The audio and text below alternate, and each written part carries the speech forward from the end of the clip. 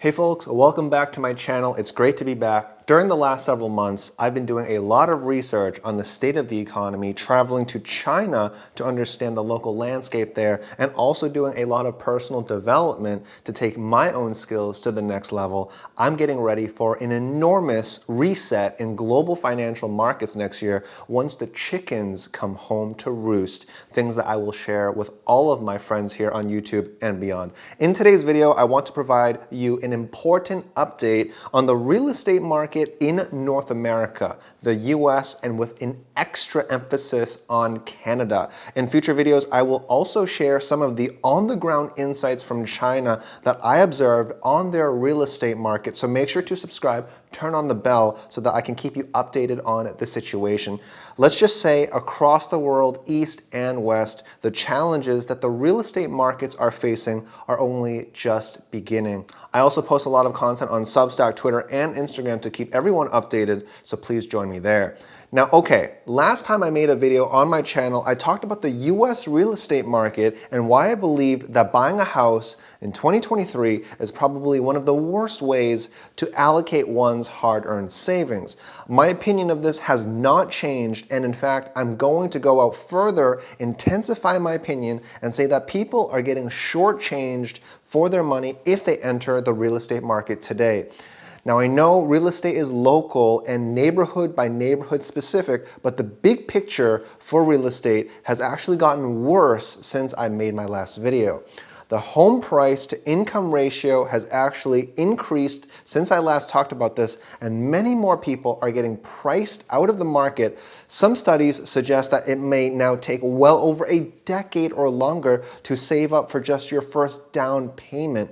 More specifically, we can see here that the homes are unaffordable for 99% of people within the US for the typical American. Now, back during March 2020, a $300,000 home could get you a 2,000 square foot property. Today, that same amount would only get you a 1,400 square foot property. In other words, home buyers are not getting the same value from a price per square foot standpoint and are getting squeezed by higher mortgage rates, a double whammy. Now, we can see that mortgage rates with decent credit in my state in the US is now well over 8%.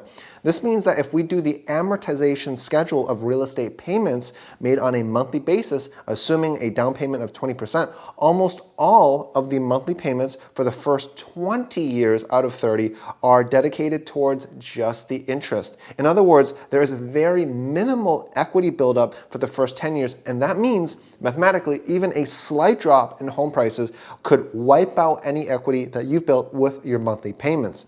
Now, in terms of consumer sentiment, I want to share data that points to a worrisome trend. We can see here from this photo that the number of people feeling worried about their finances is becoming staggeringly high. It appears that every single year, the number of people feeling anxious about their financial situation is climbing.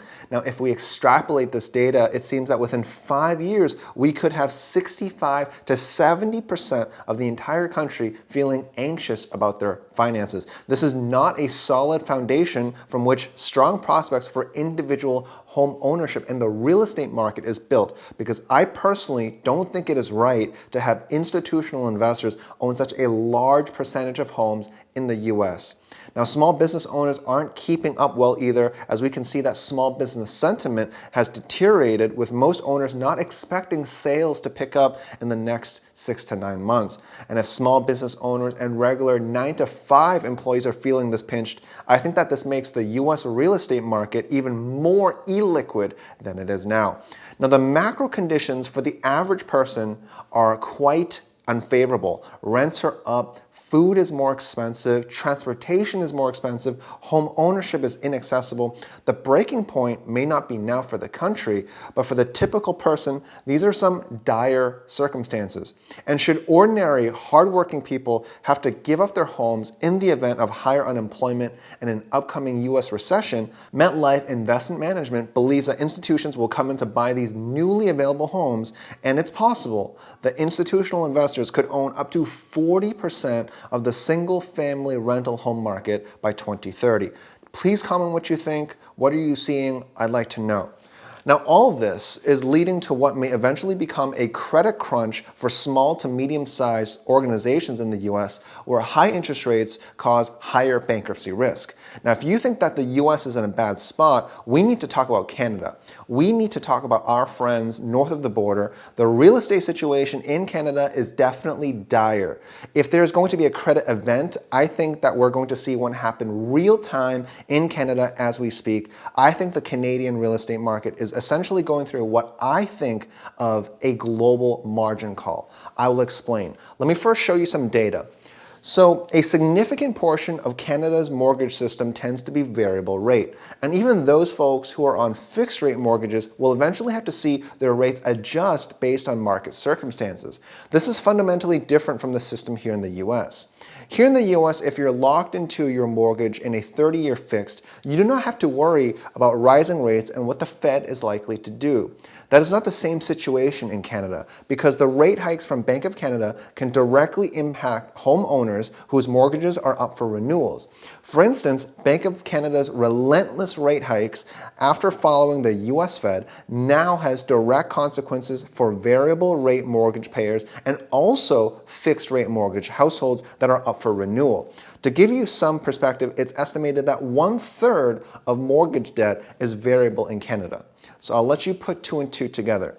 Mortgage payments in Canada take up over 60% of household earnings, and for most Canadians, most of the property prices in Toronto and Vancouver, which are north of $1 million CAD, have priced out a generation of hardworking Gen Z and millennials. Affordability in Canada real estate prices have gotten so stretched that investment bank UBS recently classified Toronto and Vancouver's real estate market as one of the most overvalued markets in the world, close to Hong Kong. One of the central problems that have caused Canadian home prices to soar is the confluence of limited supply of homes and large population growth due to immigration. Policymakers are so desperate to solve the problem that they are thinking about capping foreign student numbers to halt the population growth, which has added a lot of demand to short-term housing. There's this stunning poll that I have to share with you. I don't know if this is fully accurate, but there's a study that Yahoo Canada conducted that says up to 1/3 of Canadians may not be able to ride out the rate hikes from Bank of Canada for more than 10 months. And this poll was conducted back in February of this year, and we're now seeing headlines that homelessness is exploding in Canada as homeowners relinquish their properties because they can't handle the high rates. Now, in terms of where a credit event may occur, I think that Canadian real estate is even more vulnerable than US real estate. In a previous video, I talked about how US investors own nearly 20% of all single-family homes. I already thought that was quite extreme, but look at this. Canadian investors own between 20 to 30% of single-family homes across a variety of provinces, depending on the neighborhood. So with high leverage on the books, a backdrop like this is the recipe for a global margin call in Canada real estate, which I will explain in a few minutes. But first, I want to talk about resources available to everyone that can help us save money during this period of time. And I'm specifically partnering with companies that I believe can help you budget better, plan better, and save better. So today's video partner is Rakuten.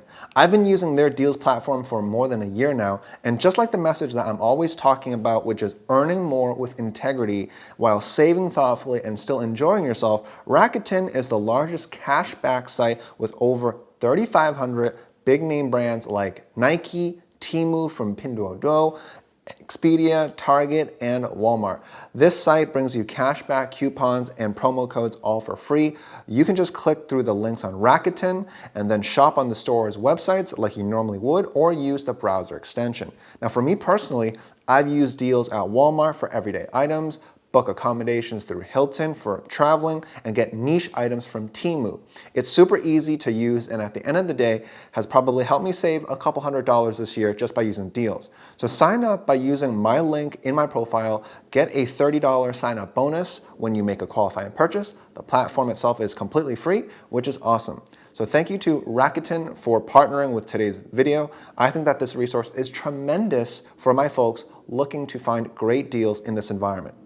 Now let's get to the serious part of the video. I need to bring up the concept of negative amortization. Yes, it's a fancy term, but I need to explain it because millions of people and investors now face this phenomenon in Canada and not so much in the US. And it is a recipe for breaking the system given how indebted the country is. So amortization means that whenever you pay off a loan with regular payments, the amount that you owe goes down with every payment. That makes sense. With negative amortization, that means that even when you pay, even when you fulfill your obligations, the amount that you owe still goes up because you are not paying enough to cover the interest. In other words, you are fighting compound interest. Now, Albert Einstein once said that compound interest is the eighth wonder of the world. Well, imagine having this eighth wonder of the world working against you. Now imagine this eighth wonder of the world working against millions of people in Canada. And the gravity of that situation is going to have on the financial system. Here's the problem that is imminent. 3 major Canadian banks show that 20% of their residential mortgage borrowers are seeing their balances grow as their monthly payments no longer cover the compounding interest. In other words, banks have a loan portfolio where 1/5 of their book is seeing negative amortization. Now, can you imagine a situation where 1/5 of homeowners in a country sees the number of years on their mortgage being extended because their monthly payments aren't even covering interest? Here's the practical impact of this on millions of hardworking Canadians. This means that many people will have to increase their monthly payments to get the balance down, because if they don't, that means the mortgage timeline could be greatly extended to pay off all the debt. Here's an example. Michael from Canada. He took out a 25-year variable rate mortgage just last year, and because Bank of Canada raised rates at a ferocious pace, his mortgage timetable went from 25 years into 47 years before the full principal and interest balances will be paid off. In other words, if the US Fed stays stubborn in their quest to keep rates higher for longer, our friends up north in the Bank of Canada will follow our lead. And unlike the US, where many homeowners have fixed rate mortgages that can weather the storm, Canadians are facing a situation where every single month that goes by without reprieve from their central bank, a larger problem is compounding in the background real time. And last I checked, Bank of Canada is not relenting. They say more rate hikes are still on the table. So chickens may soon come home to roost. A global real estate margin call won't originate from the US or China, I think. It begins in Canada. Now, I share my work almost on a daily basis on Substack, Twitter, and Instagram, so connect with me there. Please subscribe to me here on YouTube. Leave a like if you enjoyed the video. Thank you so much for your support, and I will see you next time. And thank you to Radican for sponsoring today's video.